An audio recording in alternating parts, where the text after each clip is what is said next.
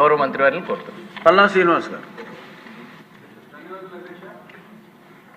ఈ టీడీఆర్కి సంబంధించి మనం ఎవరో నిర్ణయాలు తీసుకుంటారంటే లేకపోతే జీవీఎంసీ లెవెల్లో అధికారులు నిర్ణయాలు తీసుకోవాలంటే సాధ్యపడినటువంటి విషయం అధ్యక్ష.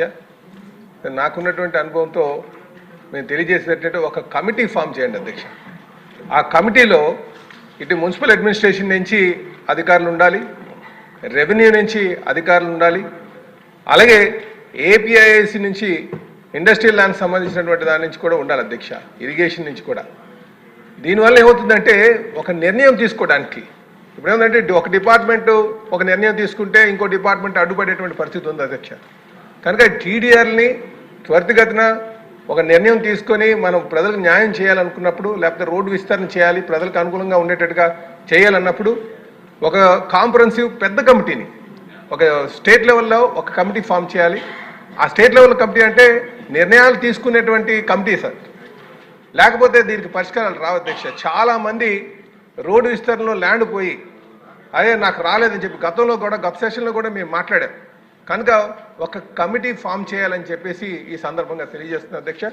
అలాగే గాజువాక జోనల్ ఆఫీస్ సంబంధించి కూడా ఇది చాలా అక్కడికి వెళ్తే చాలా దీనాత్ స్థితిలో కనిపిస్తుంది. అది ఫ్లోరింగ్ అంతా పగిలిపోయి, అలాగే ఇప్పుడు సేవలు కూడా చాలా పెరిగినాయి అధ్యక్ష. కనుక బిల్డింగ్ని మళ్ళీ పునర్నిర్మాణం చేయాలని, దాని ఇంకా కొంచెం మోడర్నైజ్ చేయాలని చెప్పేసి ఈ విధంగా నేను రిక్వెస్ట్ చేస్తున్నా. అలాగే మంత్రి గారి దృష్టికి తెలియజేస్తున్నా అధ్యక్ష. దాంతోపాటు మనకి ఈ వాటర్ కూడా అధ్యక్ష, ఇందులో వెలగపూడి గారు చెప్పినట్టుగా అసలు విశాఖపట్నానికి ఎంత వాటర్ వస్తుంది, ఎంత సప్లై అవుతుంది, ఎందుకంటే ఈ మధ్యకాలంలో గత 1 ఇయర్గా వాటర్ సమస్యలు బాగా కంప్లైంట్స్ వస్తున్నాయి. దాని మీద కూడా మంత్రి గారు దృష్టి సారించారని చెప్పి తెలియజేస్తున్నారు. ధన్యవాదాలు అధ్యక్ష. మంత్రి గారు.